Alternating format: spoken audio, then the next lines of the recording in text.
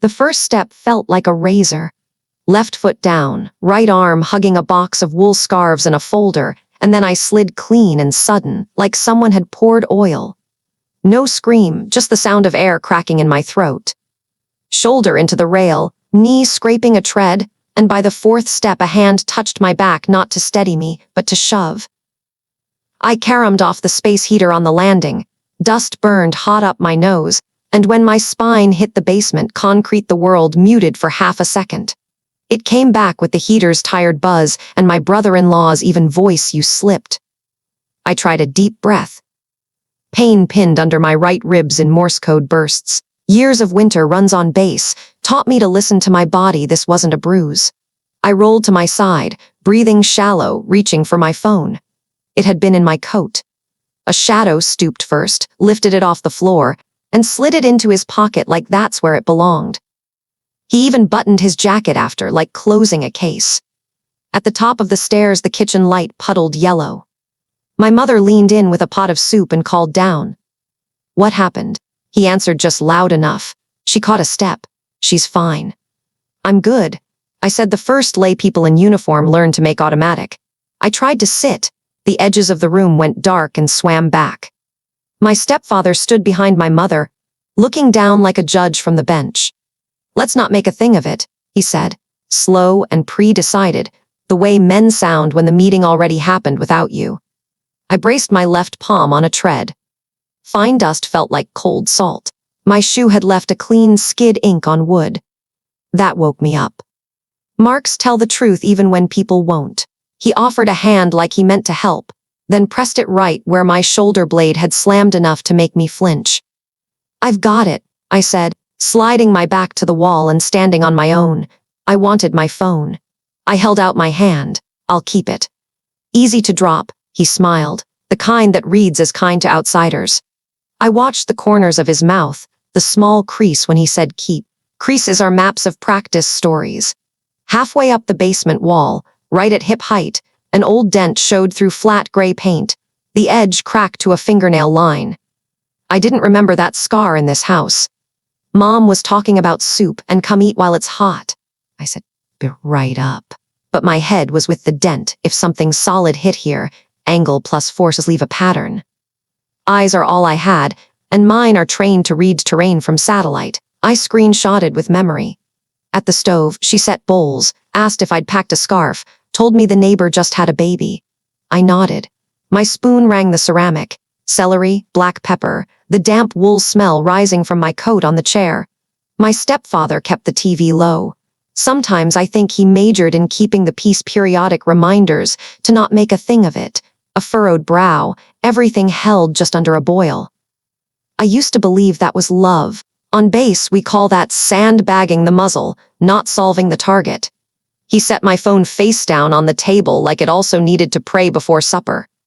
You really did slip, he announced. I took a small spoonful and let my tongue decide if that deserved an answer. In my head, I issued an order I've repeated enough to wear grooves, change the ROE. No more be nice for the family. No more try to understand and move on.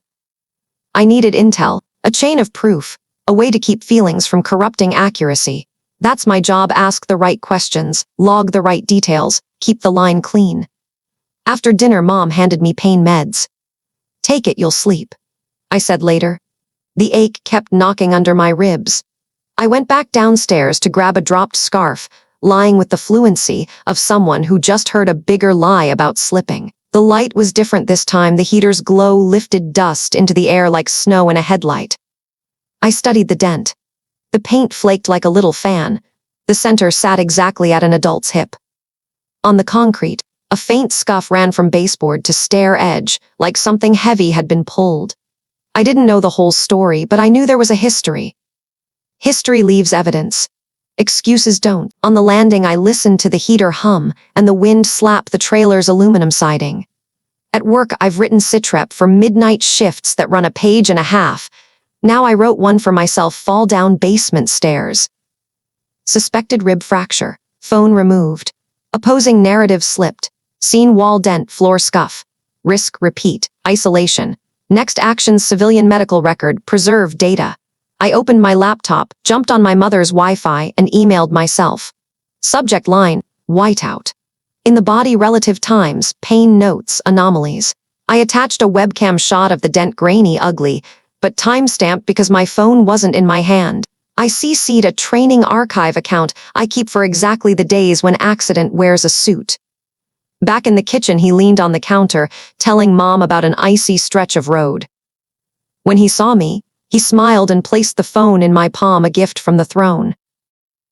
I tapped the button, 2 missed calls from an unknown number. He squinted.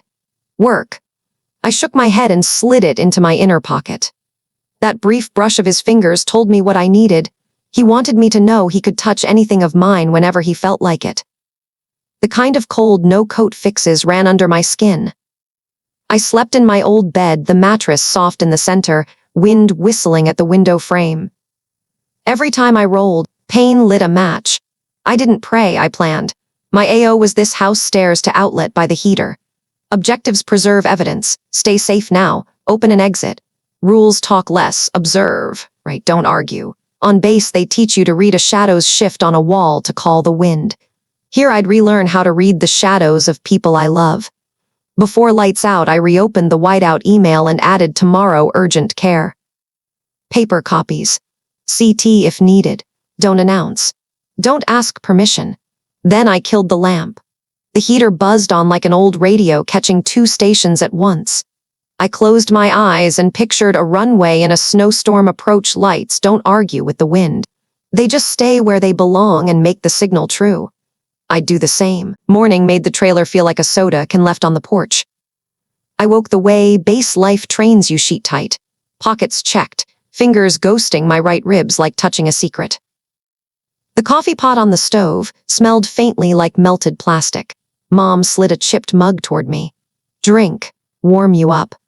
I nodded and listened to last night's soup ladle ping the pot. This house loves the soundtrack of normal. On base, when someone sells you normal, something's already been hidden. The gas fireplace sat in the corner beneath a shelf of frames. There was one of me in dress blues, my smile bent by a wind that never makes camera. Next to it, Mom and my stepfather's wedding, church potlucks, my brother-in-law grinning behind a neon blue birthday cake. I pushed up my sleeve and found a fresh bruise near my elbow, same purple as the one I wore at 10, the time a vase shattered on the hearth and the blame landed on me. Memory never arrives as a parade. It hits like snow on a windshield, shards, then smear. 10 years old, damp ash in the air, Mom's breath short and sharp, water crawling through carpet. I was across the room holding math homework. My cousin, now my brother-in-law, was the one swinging his legs against the coffee table. Stepdad wasn't in our lives yet. Mom looked straight at me. You were running. I opened my mouth, then saw the story already locked and loaded in their eyes. I closed it. First lesson without evidence. A kid's words burn the kid. At 18, I got the letter about tuition assistance, some of it earned by hours on duty. I held the thick envelope and pictured a dorm bunk and a lamp I could call my own. That night, Mom said a grown-up's pickup died on the highway and they needed the cash quick. We'll borrow it just for a bit, she said. I didn't want to be the reason anyone got stranded. I wrote my first personal sitrep and family transfer, temporary. No contract. No date. I called later. Next month, then after the holidays, then don't bring it up in front of him. Lesson 2, temporary can last as long as a northern winter. This kitchen is the capital of don't make a thing of it. I sipped coffee and set the mug down soft to keep the surface calm. Under the tablecloth, a constellation of tiny knife scars. Mom says she forgets the cutting board.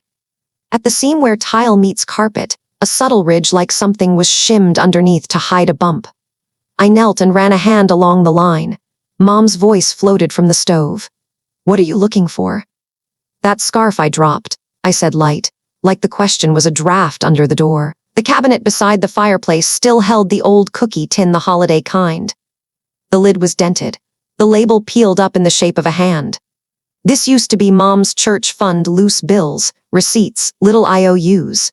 I cracked it open. Old metal and cheap perfume rushed out. Quartered slips, pay after service, borrowed for now, washer repair, garage door fix. A torn bill taped together with a smear of blue ink. in the corner a rusty key. Under the notes, a repair receipt from a few months ago, patched drywall near basement stairs. I held it longer than a piece of paper deserves. Near, not under or around. That's how people write when they don't want questions. Breakfast, Mom said. He came in shrugging into a coat and announced he'd borrow a nail gun to fix the fence. I looked out at the backyard. The fence was straighter than our last family story. A fence that doesn't need fixing makes a nice reason to invite a tool into a house. I said nothing. Data first. My stepfather wandered in and asked my plan for the day. Errands, I said. He nodded like a gate guard who never checks the photo. When the door shut behind him, the house fell into a quiet you could push with your hand. I snapped photos of the drywall receipt and the tin. A clean rectangle of dust beside the box told me something else used to live there. The tin wasn't about coins. It was a short history written in pencil and eraser marks. I remembered dropping quarters in after Sunday service when I was small. Mom would say, "God sees your heart." Turns out the tin saw more.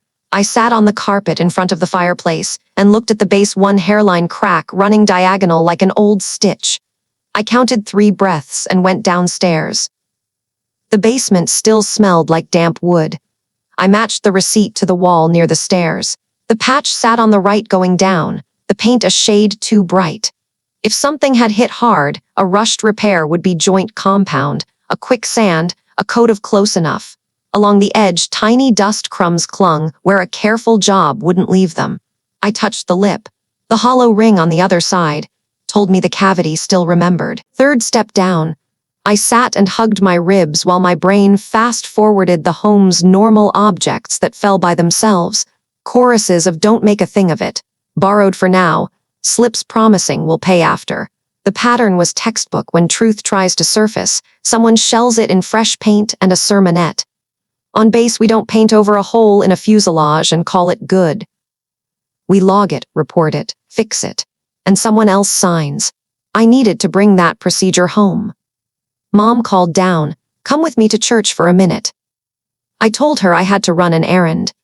My errand was leaving quietly to buy manila envelopes, a new notebook, and a USB still in shrink. Before I left, I slipped a square of paper into the tin sitrep incidental cost wall patch near stairs. Evidence visible. Verification pending. No one in this house can see my block letters and not think report. No one will ask, either. Their assumptions are the snowdrift covering the runway. I can already see the approach lights. On the porch, the wind knifed my face. I inhaled. My ribs filed a complaint. I didn't turn back. The morning's fragments weren't nostalgia. They were orders. I've lived by explanations long enough. From here on out, I live by evidence. Before anyone writes me into another story, I'll seal mine in a manila envelope and sign across the tape. The road wore a film of ice, a chalk line stretching out of town. I drove slow, steady on the wheel, right hand bracing my ribs every time the tires hit a pothole. Salt freckles on the windshield. The weather guy on AM radio talked about air so dry it cracks lips, and the stories people try to tape back together. The urgent care sign blinked red at the end of the strip, "Walk-ins welcome." I pulled the door and the smell of sanitizer punched straight up my nose. Intake slid me a clipboard. I kept it tight. Name, Dobb, base address, emergency contact left blank. Checked injury and wrote fall down basement stairs. In block caps I added pain right lower rib, pain with deep breath. Insurance card, copay, receipt into the manila envelope I'd just bought. From now on, every piece of paper gets a home. The clinic was so white you could hear rubber soles whisper. Tech took vitals and pain score. I answered like a report 6 at rest, 8 on inhale. The doctor pressed along my rib line. I clenched my jaw. "Likely a hairline fracture," he said. "X-ray first, CT if needed. Treatment is pain control and watching for complications." I nodded. Treatment wasn't the only thing I was here for. I was here for documentation. The X-ray room felt like an arms locker. Stand here, deep breath, hold. Clack. Turn left, repeat. Out in the hall, I buttoned my coat and leaned against a poster of healthy lungs. My phone buzzed. Mom. I stared at the screen a beat, then picked up. "Where are you?" "Out grabbing a few things. Don't make yesterday big." He was rushing. You know he's a good man. I drew a thin breath and kept my voice like ice on glass. I know what I'm doing. Silence. She said the pastor was coming for dinner and I should stay in where it's warm. We'll see, I said, hung up, and added a line to notes. External pressure minimize. Maintain plan. The doctor waved me back to a monitor. A faint break shadowed the lower right rib. Non-displaced fracture, he said. No rap, avoid strain, watch for shortness of breath, fever, dry cough. I asked for copies, images, and written read. He wrote the order. The tech returned with a CD labeled with date/time and a printout signed by the reading clinician. I clocked the names like gear on an issue list reader. Nguyen, RTR. Signing physician R. Patel, MD. I asked for a digital copy via email. Front desk took my address and stamped patient copy. Chain of custody is for evidence, not medical charts, but discipline is the same who touched what, when, and why. In the lot I slid the disc and the printout into the envelope, sealed the flap, and signed across the tape. I shot the envelope, the receipt, even the placard on the imaging room door. All of it went to the whiteout thread with a note. Medical evidence secured. External narrative remains denial. I didn't start the car heater yet. Let the cold tighten my shoulders until my mind felt like pre-flight. The coffee shop was a few blocks away. Old wood sign, fogged glass, low amber bulbs. Bell over the door chimed like a thrift store clock. Dark roast, cocoa dust, grinder chatter. I ordered a hot mocha and a blueberry muffin. Near the end of the bar, an old man in a knit cap, hands like rope. A thin airborne tattoo crossing his wrist. He didn't do the small town look away you get when people suspect uniform. He looked like a man recognizing his own species. I wasn't in uniform, but the way I stood and how I held that envelope probably outed me. I took a table by the window. Outside, snow blew sideways like someone sweeping the sky. I set the manila envelope down, phone on top as a paperweight, opened my laptop, and drafted SOP whiteout v1.row, objective civilian medical records plus technical data plus video/audio. Process urgent care docs, right arrow independent camera, right arrow power log. Risks, device grab, narrative tampering, moral pressure. Mitigation, cloud backup, cold storage, third-party witness. I just typed third-party witness when a packet of sugar landed on my table like a calling card. Coffee's meaner than the weather, a gravel voice said. I looked up. Knit cap. He nodded at the envelope. That's the right kind. He didn't ask my name. He asked basement stairs. I crooked a smile. That's their term. He nodded and sat without waiting like the chair had been keeping him a place. I've jumped into skies so white you lose the horizon, he said, sipping something black. What keeps you alive isn't courage, it's procedure. He tapped the envelope, then my keyboard. Evidence first. Feelings later. The words dropped out of his mouth like small stones and landed exactly where they belonged. I shut the laptop, palmed the heat of the cup, and knew my operation had just picked up an ally. He didn't need a business card. The handshake was dry. A faint airborne tattoo ran his wrist like an ID tag. He pulled a chair, sat across from me, and didn't look around for permission. In places buried by snow, warmth outranks etiquette. I nudged my mocha to the middle like setting a lantern for a briefing. He nodded, took a sip, and flicked his eyes at the manila envelope. Seal looks right. Reagan, I said. Names are how soldiers close distance without dropping their guard. He lifted his chin. Call me Ranger. No last name, no unit, like his whole past was archived under that single word. What's your AO? He asked. I mapped with 2 fingers. My mother's trailer, kitchen, living room, basement. Garage attached. Fence line. He nodded. Ingress narrow stair to the basement. Choke point, no sightline behind step 3. Objective, stay alive and pull intel. Row. No direct confrontation, I said. Observe record. Strip the feelings out of the file. He smirked. Analyst. All right. I didn't smile back. Smiles get misread as soft. I need video and audio, I said. Plus a layer of numbers nobody can squirm past. Ranger squared a napkin and sketched with its edge a circle for the house, an arrow for the stairs, a little square for the outlet by the heater. Most folks try to film with a phone, he said. All you get is an argument about the angle. You need something no one knows exists. He ticked items off in a steady pre-jump cadence. 1. A nanny-cam in disguise, heater bulb or fake smoke detector. Put it low by the stair-foot shoot uphill, that I sees torsos and hands. 2. A smart plug on the basement heater. It timestamps every on/off. If someone touches it, it leaves a fingerprint in time. Matched to your video, that's a 2-track timeline. 3. A USB mic.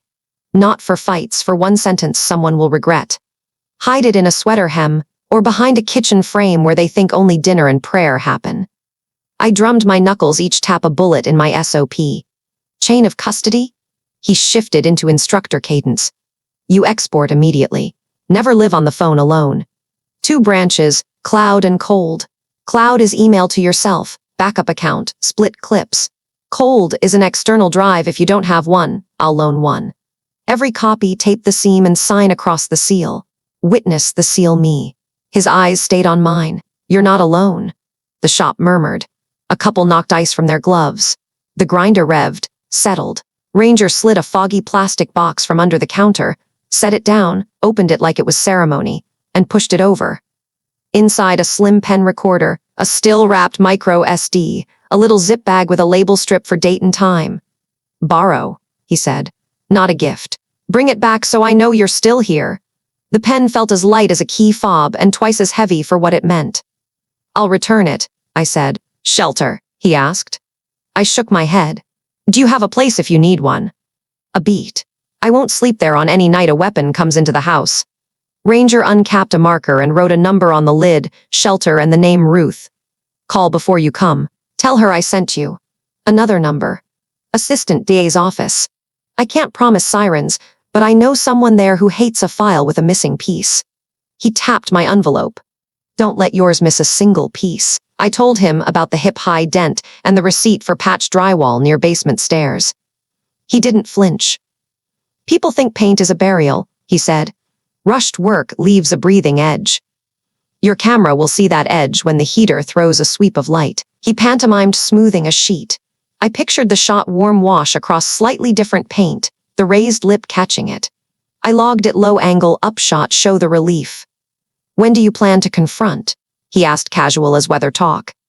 I don't, I said. I plan to let them perform. Good, he said. Deniers need a quiet stage. You give them quiet, then flip on the lights.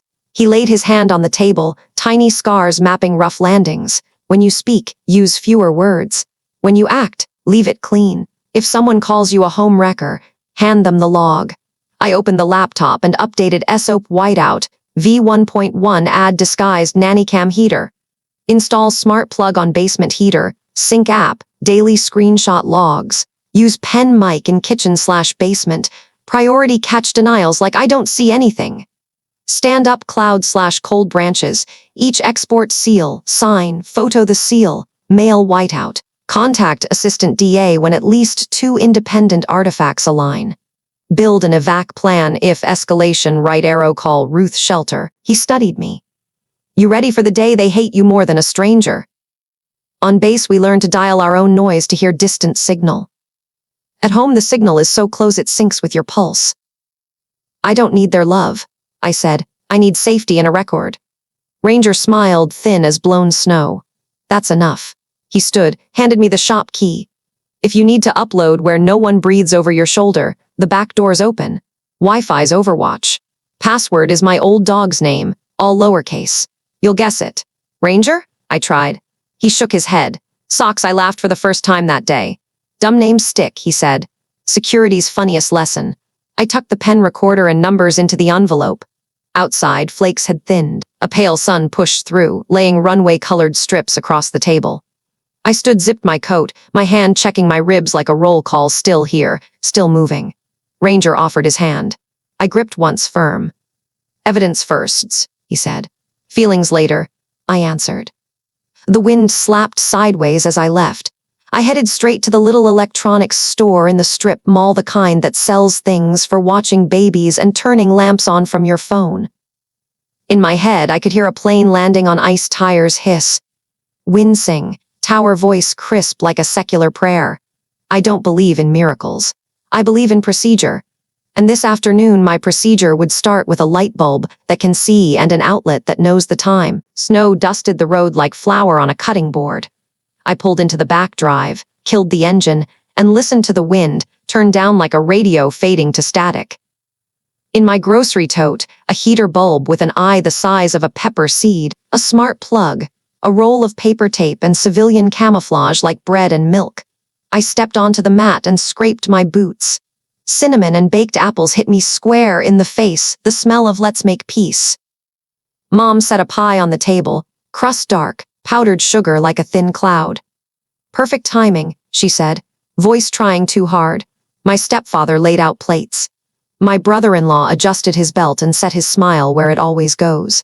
I handed Mom the milk and kept the heater box in my palm like a water bottle. Swapping the basement light, I said, as casual as changing batteries in a remote. The old one flickers. No objections. Small jobs glide under suspicion. Downstairs I twisted out the old bulb, screwed in the new, and tilted its eye. The camera's view cut the stairwell on a diagonal, half the steps, half the patched wall. I replaced the outlet with the smart plug and fed the heater through it. On my phone I named the device basement heater. Online, the screen said, neat and green. I screenshotted and mailed it to Whiteout.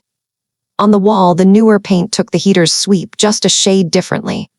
The breathing edge Ranger promised was breathing. Upstairs, I washed my hands and watched Cinnamon cling to the spoon. The pastor arrived, shaking snow from his coat. Drugstore aftershave fighting the cold. He took my hand with the grip of a man who's been practicing for decades, soft and firm at the same time. You holding up? He asked. Still breathing, I said. Dinner rolled out: soup, pot roast, toasted bread, a salad that tried its best. We bowed our heads. He circled the words forgiveness, family, understanding like they were salt and sugar. I kept my head down and listened to silverware nick plates instead. Mom cut me a glance and a performing smile. My brother-in-law scooped meat onto my plate.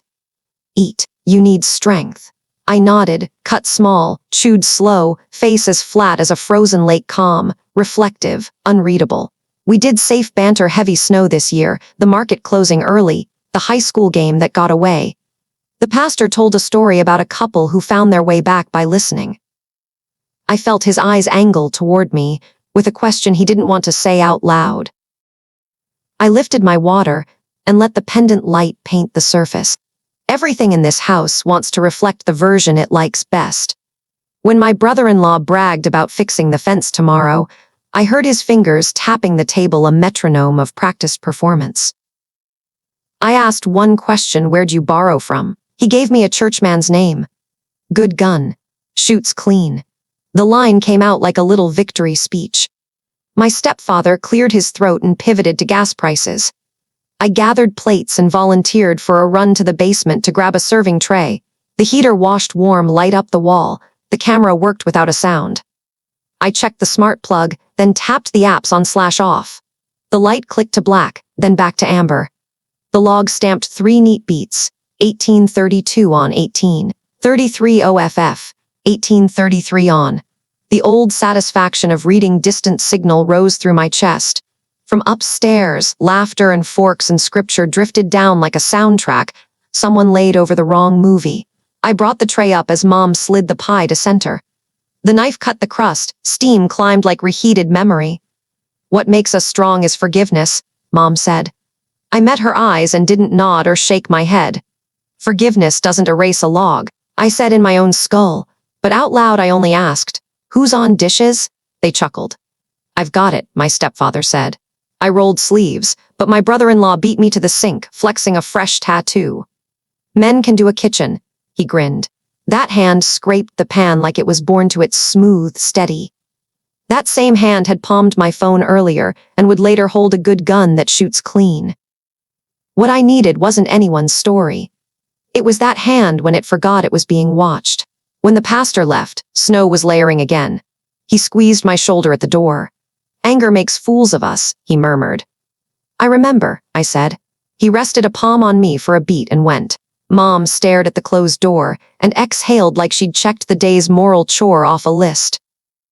Everything will be fine if you stop thinking so much, she said. I gave her a quick hug, detergent and history. Night took the house. I announced I'd grab boxes to organize. No one looked up. In the basement, I set basement heater to a schedule and shot another screenshot for the file. The patched wall glowed like a pale halo. I clipped the pen mic into my sweater hem and tapped the tiny beep most ears would miss. Then I went upstairs and invented a rattle in the glass cabinet, put one mug away hard enough to clink. From the living room, I'll check the drain, he called. I didn't answer. I took position at the top of the stairs and became the house's shadow. He went down, step sure, wood talking under his weight. The heater kicked, light swept the wall. The app flashed on 19.4. Metal chattered below nails, or anything hard touching the heater's housing. He muttered something low, words drowning in bass. Another click. OFF 19.5. On 19.5, I watched the screen and snapped the log.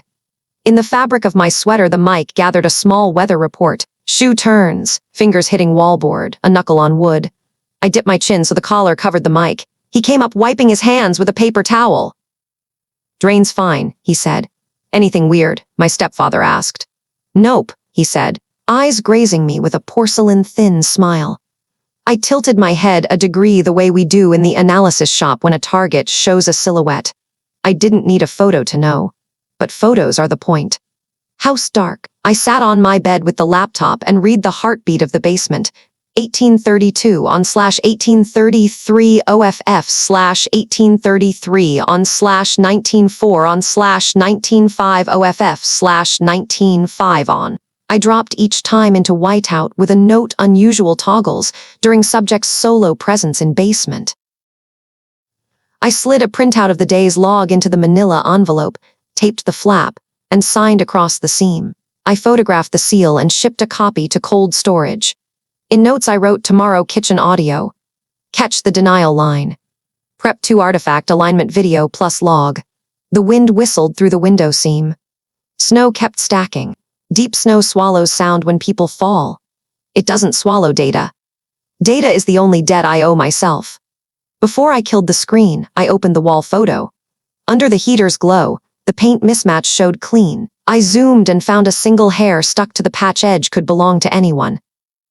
I didn't conjure a story. I filed the picture into AO Basement, named it AOBU1 Wallpadsm 1, JPG. Naming is control. I shut the light. The heater sang its small, steady song below, like someone whispering a story the camera would understand before anyone else would. I pulled the blanket to my chest. My ribs taught me to breathe short. In my head, the runway lit dots in a row, falling away into the belly of night.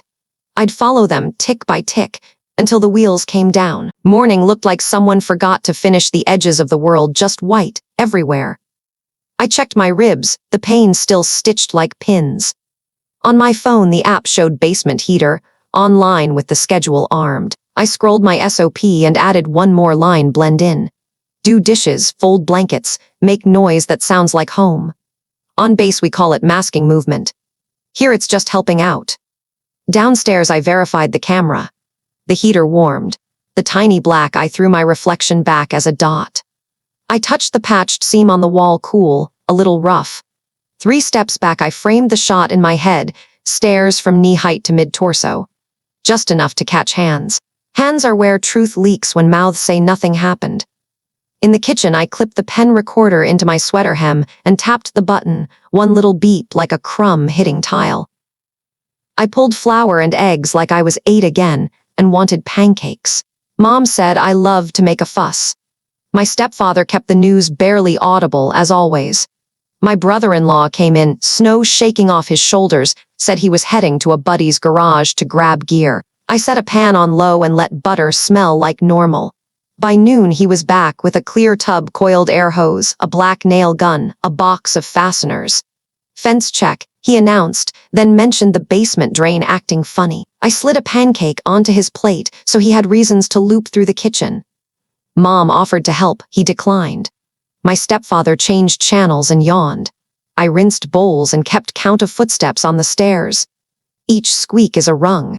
At step 4, the wood thudded, different weight pitched forward. Something heavy hit concrete with a thunk, and metal scraped plastic with a rasp. I slowed the rinse so the mic could breathe.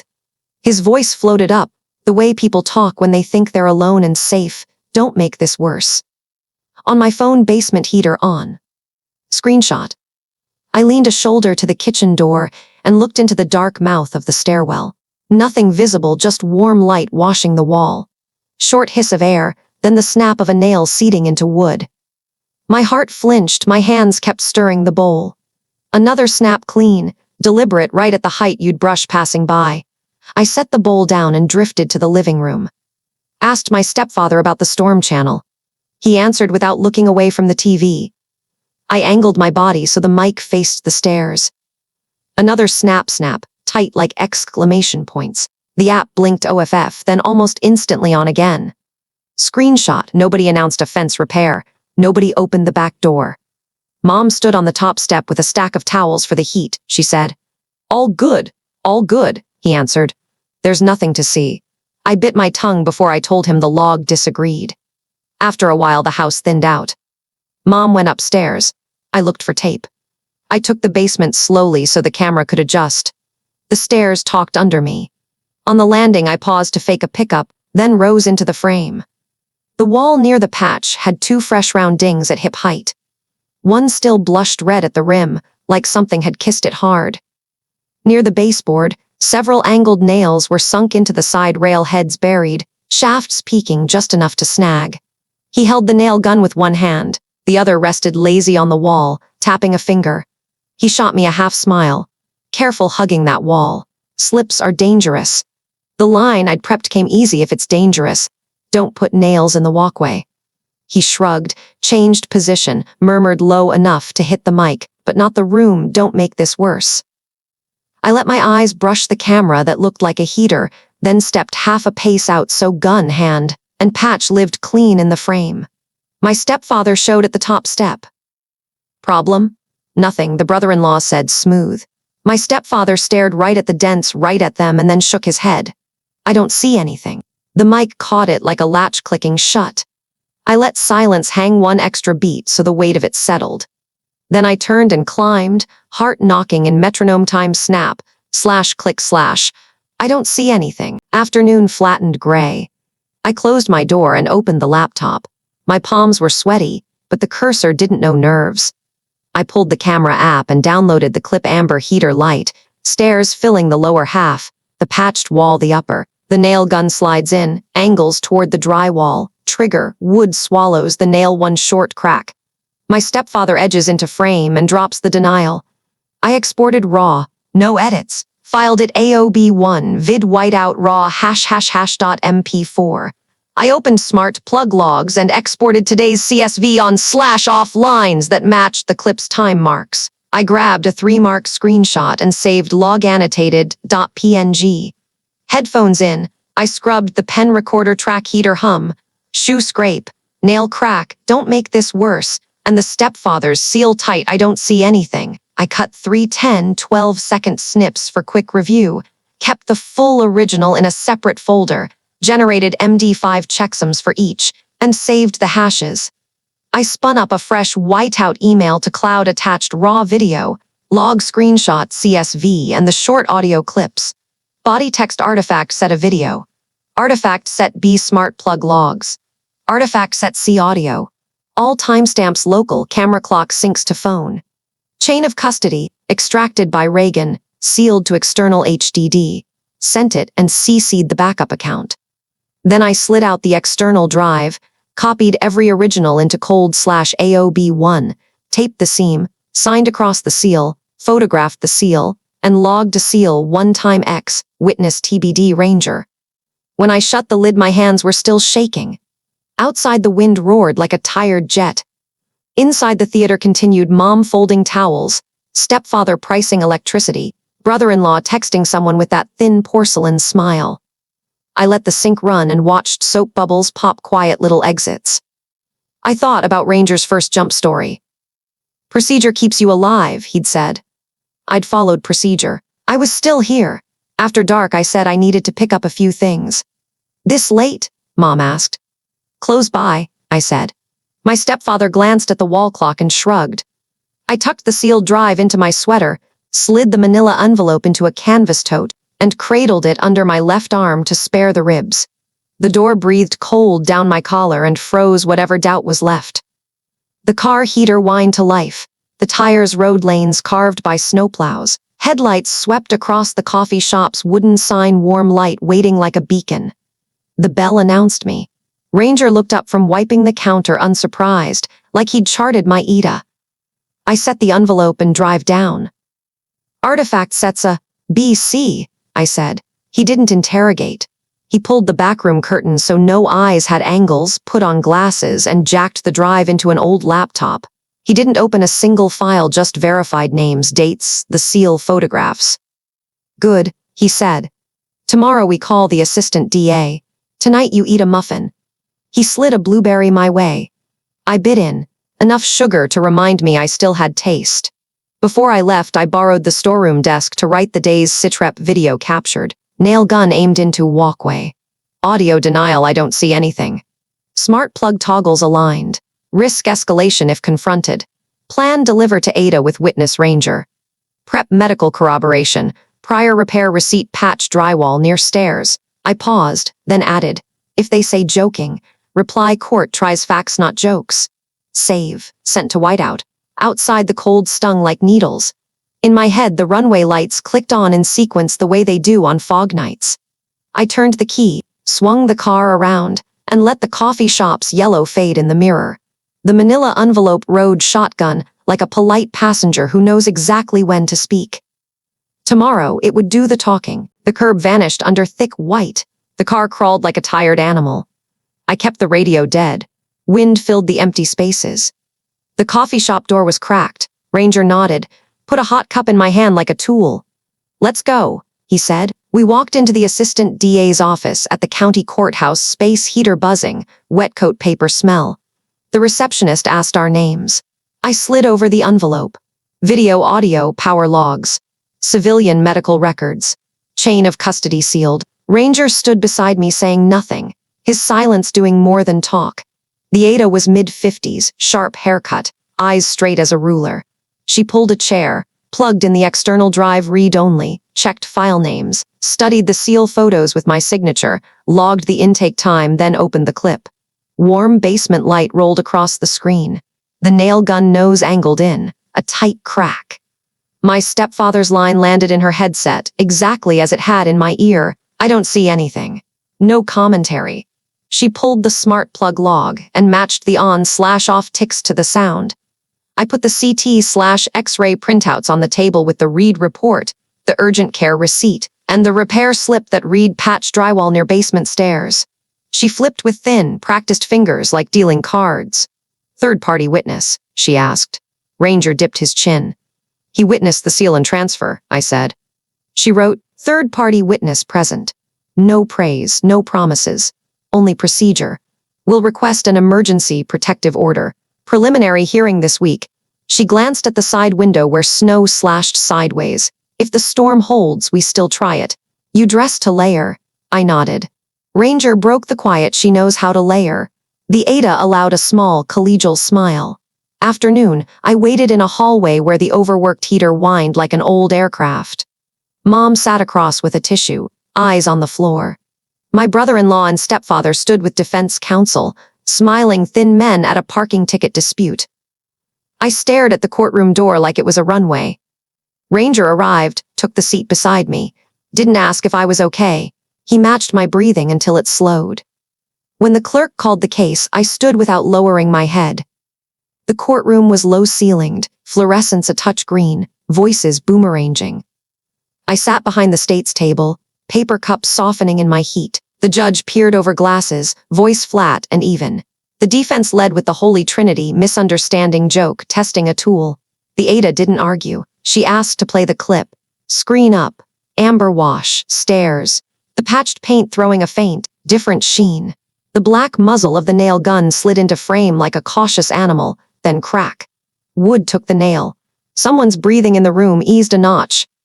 Then the line, I don't see anything. The Ada paused, the image on my stepfather's face with that odd, hanging hand.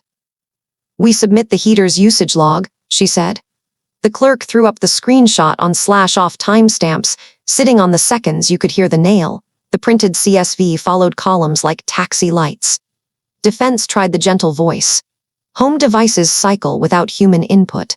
The ADA tapped the tight cluster of marks. Do you have a technical explanation for a perfect convergence of 3 independent streams: video, audio, and device logs? He blinked, touched his pen. Nothing came. Witness, the ADA called Ranger.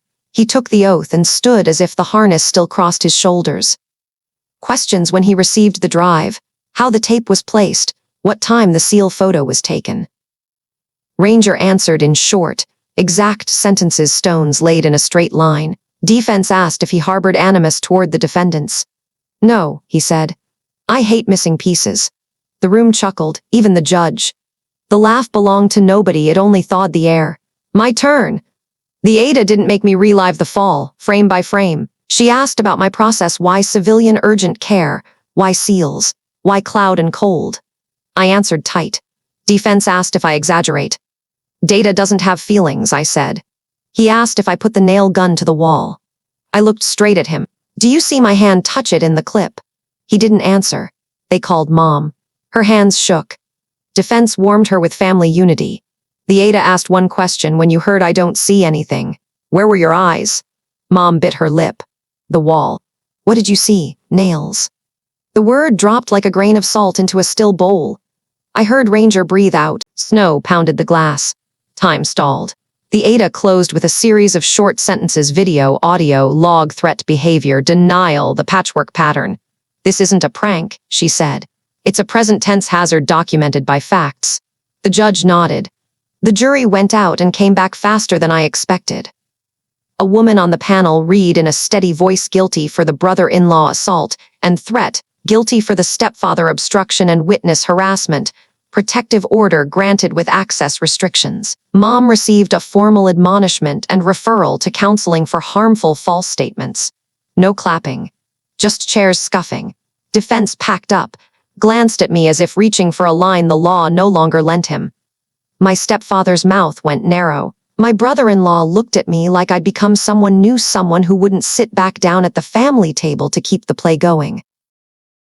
Mom stepped half the distance, stopped, hands twisting, lips whispering.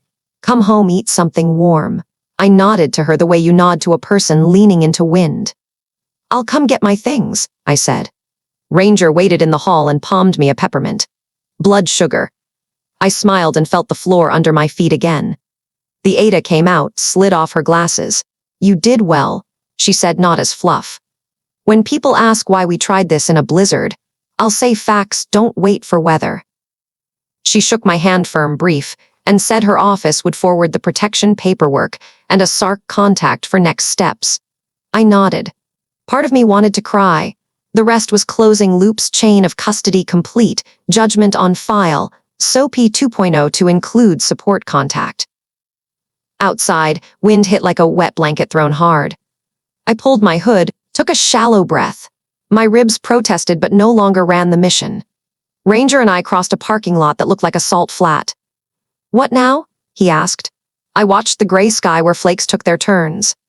Now, I said, I pack up. Tomorrow I call the counselor. And after that my hand tapped the sealed drive in my bag. I write the SOP for the kids on base, so they don't have to wait for a storm to find a runway. We touched hands like two mechanics swapping shifts. No ceremony. Just work to do and roads to make. I started the car. The wipers carved a single clear stripe. For a blink I saw the runway lights in my head strobe on in order. No one applauds when a plane lands in a storm. They tie down, check tires, and shepherd the shaking into warmth. I'd do the same.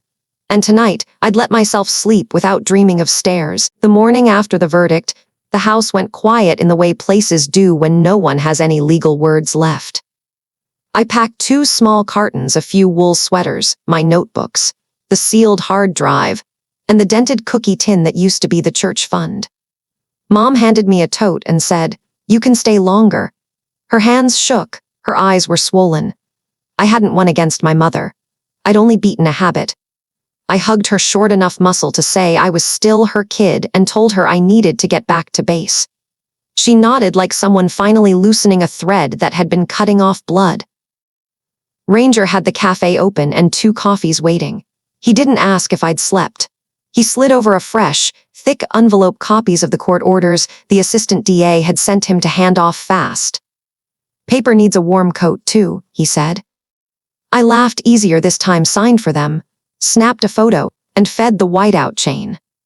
Ranger watched snow fall in powdered sugar flurries. "You don't have to go back to that house unless you want to," he said. "There's no merit badge for enduring a place that isn't safe." I nodded. The hardest thing after violence isn't pain. It's unlearning the reflex that explains for the weapon. Gate guards checked ID, the arm lifted. The base PA barked dry announcements. I emailed the SARC contact the ADA had given me. A few hours later, a young counselor called back, voice steady, not pitying. She booked a slot in a small room beside the base chapel. Posters about the cycle of abuse, a pinboard with numbers I'd walked past for years. She asked what I wanted from the sessions. "Recalibration," I said. "Get me back to baseline so I don't answer kindness with suspicion." She nodded. "We work toward goals. But give yourself empty days. Empty isn't failure." That afternoon, HR pushed a notice. A cross-drain slot had opened on the analyst team supporting OSI. My palms dampened, same feeling I get signing a new duty description, half charge, half flinch. Ranger's line came back, "Procedure keeps you alive." In OZ, procedure isn't poetry, it's oxygen.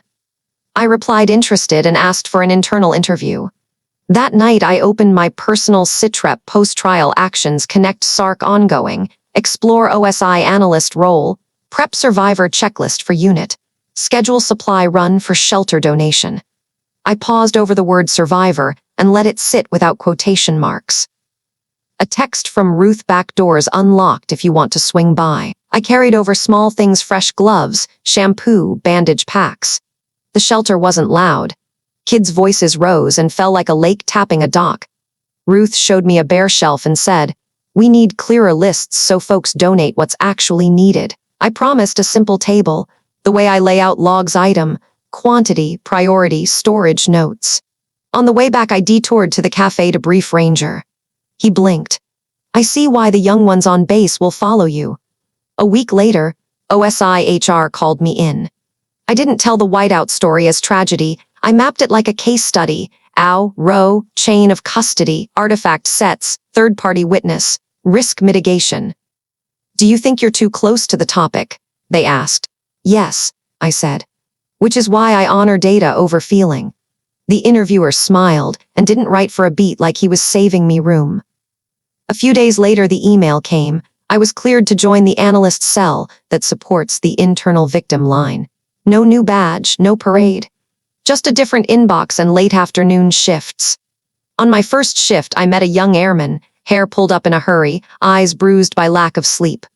She perched on the edge of the chair, hands cupped like she was keeping a small bird warm. I didn't ask the question I hate, "What did you do?" I handed her a single sheet I'd built and named the survivor SITREP. 12 lines. Short. Check boxes. Go to civilian urgent care, get printouts plus disk/USB. Photograph the scene, include timestamps. If possible, use a static camera. If not, capture short, clear audio. Chain of custody seal, sign across the seam, photograph the seal. Third-party witness outside the family shop owner, cashier, trusted neighbor. No direct confrontations until safe, maintain an evac plan shelter. Cloud/cold backups, duplicate everything. Log moral pressure texts, reminders as data. Share only with those who must know. Eat and sleep basics, a clear head is a firewall. She studied the paper like a pocket map out of a maze. "I feel weak," she whispered. "You're not weak," I said. "You're swimming cold water. People in cold water aren't weak, they're alive." I told her about soup on the stove, the heater light, the wrong sheen patch of paint, and a denial sentence you could count breaths between. Her eyes finally lifted. Late, I ducked into the cafe. Ranger was mopping back straight, steps slow. I laid a survivor SITREP on the counter. "Run a stack," he said. "Set them by the tip jar." I snorted. "You want them to read and tip less?" "If they read and learn, I'll tip back." He shrugged. "Some cups of coffee should be free." Driving back to base, the wind had lost its edge. Snow threw soft ribbons of light back at the street lamps. I pulled over where I could see the runway in the distance, green and red dots like beads on a wire. I remembered the first night I emailed whiteout with a grainy webcam shot. The heater dust smell. The dry crack of a nail. The woman in court saying guilty like setting a rock where it belonged. I didn't feel triumphant. I felt a chunk of wood had stopped jamming the wheel. In my room, I opened the laptop and drafted SOP Whiteout v2.0. New section after action care. Loop SARC in as soon as safe. Share a checklist. Do short trainings in unit. Archive all court docs. Keep a private feelings log. Share only with counselor. Allow one empty day a week. I saved it, sent a copy to myself and one to Ranger so he'd know I kept my word. He replied with a coffee cup emoji. The quiet man learning emojis for me said enough. That night I stood on the stoop and watched a cotton sky. If someone asks whether I've forgiven, I'll say I put it in storage, labeled in process, not set out on the dinner table. Forgiveness isn't deleting data. Forgiveness is the day my hand stops shaking on a stair rail, and in the morning I'll carry a cup of coffee through the gate, log on, and answer the first email of the day like a small ritual of peace. Evidence first. Feelings later. The runway lights will blink on even if nobody's landing. I laughed alone. That's a light's job now, it's mine too.